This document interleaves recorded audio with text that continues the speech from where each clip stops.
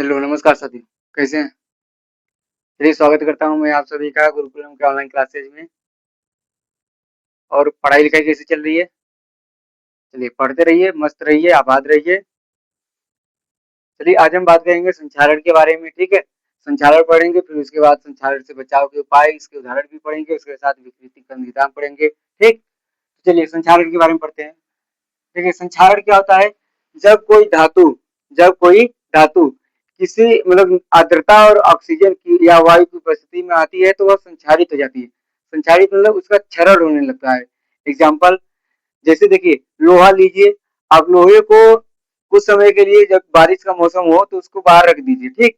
कुछ दिन बारिश होगी, उस पर बारिश पड़ेगा, ठीक? उसके बाद बाहर रखे रहेंगे खुले में, ठीक? तो क्या होगा, बारिश के कारण यानी नमी होगी, तो आर्द्रता या नमी की होगी और उसके साथ वायु की उपस्थिति होगी, तो उससे क्या होगा, वायु की उपस्थिति में ऑक्सीजन होगा, तो वह आर्द्रता जो है और उसके ऑक्सीजन जो है उससे क्रिया करके क्या कर लेगा, संचारित हो जाएगा। क्या हो जाएगा, संचारित, यानी उसका लोहे का क्षरण होने लगेगा, तो वह उपयोग योग्य नहीं रह जाता है, ठीक? तो उसे क्या कहते हैं, संचारण। इसमें क्या लिखेंगे, जब कोई धातु आर्द्रता आर्द्रता मतलब नमी, ठीक? आर्द्रता नमी जिसे कहते हैं, और वायु के संपर्क में आती है, वायु के वायु के संपर्क में आती है आती है तो वह तो उसका ऐसा लिखिए, तो उसका क्षरण होने लगता है। क्या होने लगता है, क्षरण होने लगता है। यही प्रक्रिया यही प्रक्रिया संक्षारण कहलाती है। क्या कहलाती है, संक्षारण कहलाती है। अब उदाहरण के लिए आप लोग देख लीजिए, जैसे मैंने कहा उदाहरण में, पहला लोहे पर जंग लगना, लोहे पर जंग लगना, ठीक? दूसरा, चांदी पर काली परत, चांदी पर काली परत का जमना, ठीक? काली परत का जमना। तीसरे की बात करते हैं तो पीतल पर तांबे पर हरी परत का जमना। अब देखिए तीनों एग्जाम्पल का मतलब समझिएगा। देखिए मैंने लोहे के बारे में बताया कि यदि लोहा को आप आर्द्रता यानी बारिश की उपस्थिति में रख दीजिए या नमी की उपस्थिति में रख दीजिए, ऑक्सीजन होगा तो उसके ऊपर क्या लग जाएगा, जंग लग जाएगा, क्षरण हो जाएगा। चांदी, आप लोग देखे होंगे आपके घरों में मम्मी दीदी जो भी होंगे और पायल कुछ पहनते होंगे, पायल जो पैर में पहनती है चांदी का, तो देखे होंगे कुछ समय बाद वह काली हो जाती है, यानी उस पर काली परत चढ़ जाती है, वह खराब हो जाती है, ठीक? वहां से टूटने लगता है, तो वह किसका उदाहरण है, संक्षारण का, यानी उसका क्षरण होने लगा है। तांबे पर हरी परत का जमना, आप लोग देखे होंगे जब ज्यादातर मंदिरों में आप देखे होंगे तांबे के जो बर्तन रखे रहते हैं जो पूजा करने के लिए, तो उसमें देखेंगे नीचे पेरी पर जो होता है उस पर क्या लगा रहता है, हरा परत जम जाता है, ठीक? तो यह भी किसका उदाहरण है, संक्षारण का, ठीक है? अब देखिए संक्षारण के उपाय, संक्षारण से बचाव के उपाय, ठीक? अब देखिए इससे बचाव के उपाय क्या होंगे, इसमें हम पहला बात करते हैं। देखिए पेंट लगाना या फिर करना पेंट करना, यानी किसी लोहे को या फिर कोई धातु है उस पर आप पेंट कर दीजिए तो वो संक्षारित नहीं होगी। जैसे आप लोग के घरों में जो दरवाजे लगे होते हैं लोहे की या खिड़कियां लगी होती हैं, देखे होंगे उस पर जंग न लगे इसलिए उसे पेंट करते रहते हैं समय समय, ठीक? तो एक वो हो गया। दूसरा, नमी से दूर रखें, नमी से दूर रखें दूर रखें। तीसरा आप क्या लिख सकते हैं, तीसरा, उस पर कम क्रियाशील धातु की परत चढ़ा दें, ठीक? कम क्रियाशील धातु की परत चढ़ाना, कम क्रियाशील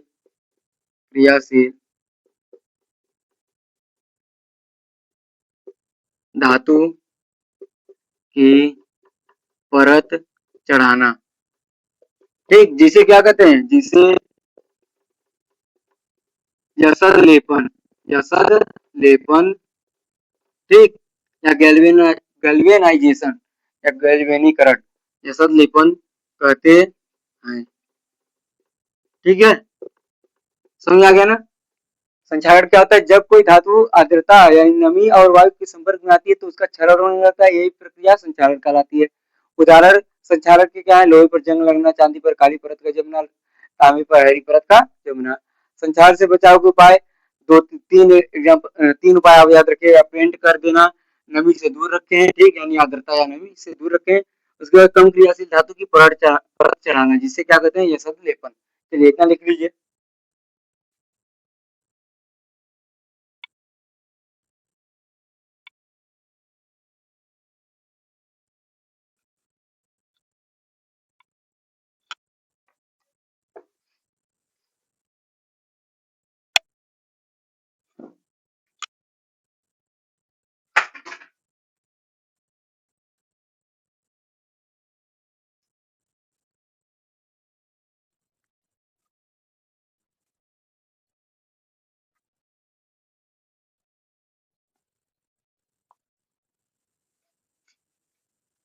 लिख चुके हैं, चलिए लिख चुके होंगे तो अब हम आते हैं अगले टॉपिक पर। विकृत गंधिता क्या होता है, ठीक। विकृत गंधिता,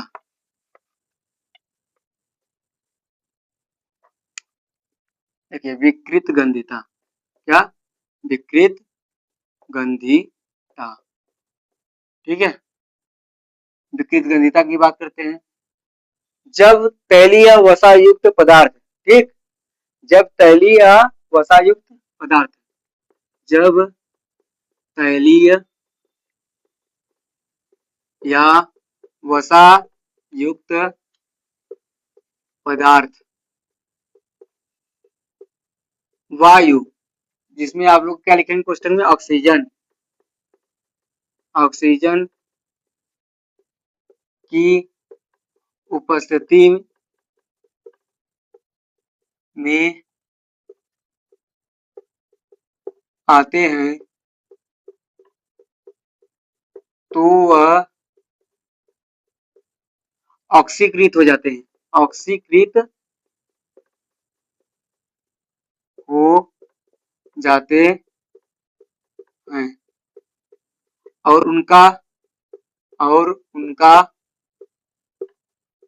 स्वाद और गंध, स्वाद और गंध विकृत, विकृत मतलब क्या होता है, खराब हो जाता है, खराब हो जाता है, जो खाने योग्य नहीं रहता, जो खाने योग्य, लिख लीजिए तो उसके बाद समझा रहे हैं आप लोगों को, खाने योग्य नहीं रहता है, उसे ही विकृत गंधिता, विकृत गंधिता कहते हैं। देखिए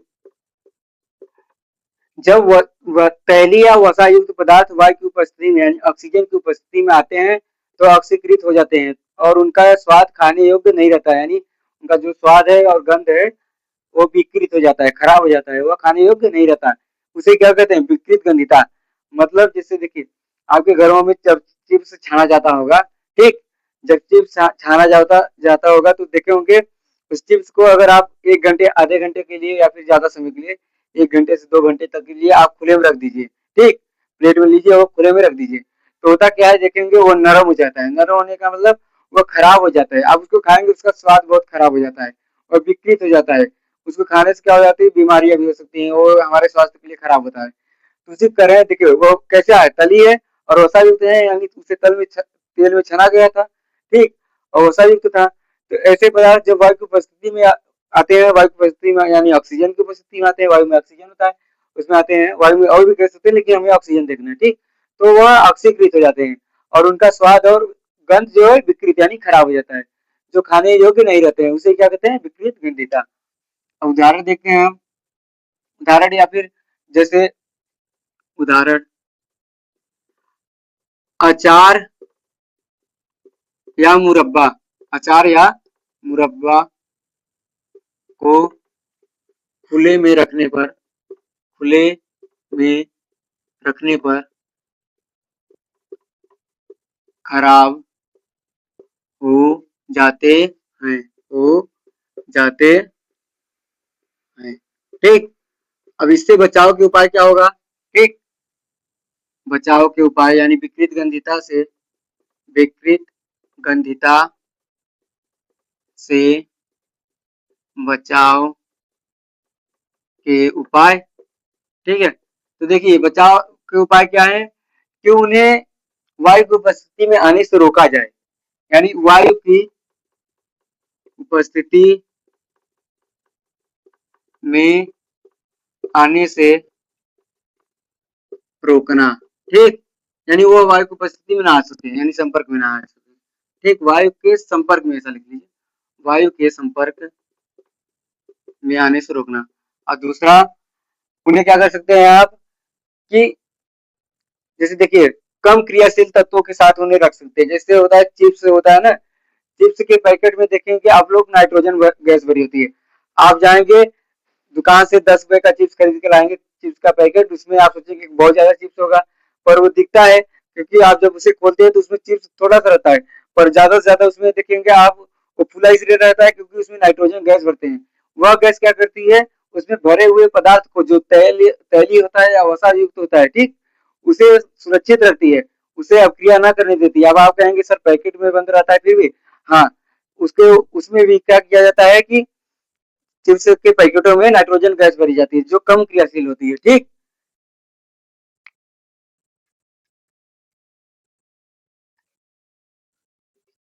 चिप्स के पैकेट में, चिप्स के पैकेट में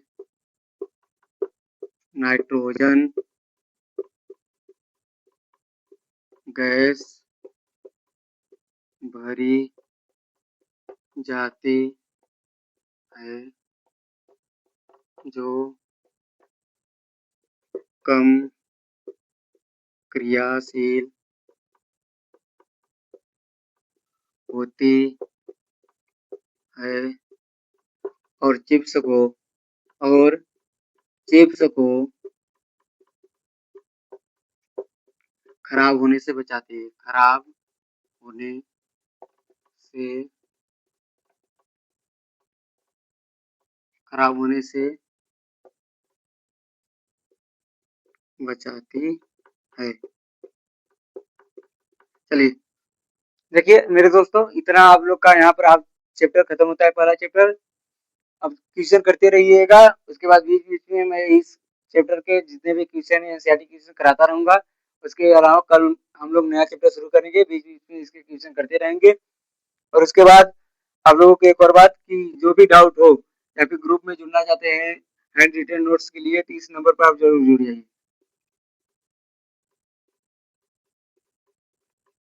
9580260994। ठीक, इस नंबर पर आप कॉल या मैसेज कर सकते हैं ग्रुप में जुड़ने के लिए, और पीडीएफ के लिए भी आप ग्रुप में जरूर जुड़िए। ठीक है, और नहीं तो डिस्क्रिप्शन में लिंक रहेगा व्हाट्सएप ग्रुप का, उस लिंक पर जाकर आप लोग ग्रुप में जुड़ सकते हैं। ठीक, चलिए आज के लिए इतना ही रखते हैं, हम मिलेंगे कल। ठीक है, इसके साथ इसके क्वेश्चन बीच बीच में करते रहेंगे। ठीक है, चलिए पढ़ाई करते रहिएगा, मस्त रहिएगा, आबाद रहिएगा। धन्यवाद।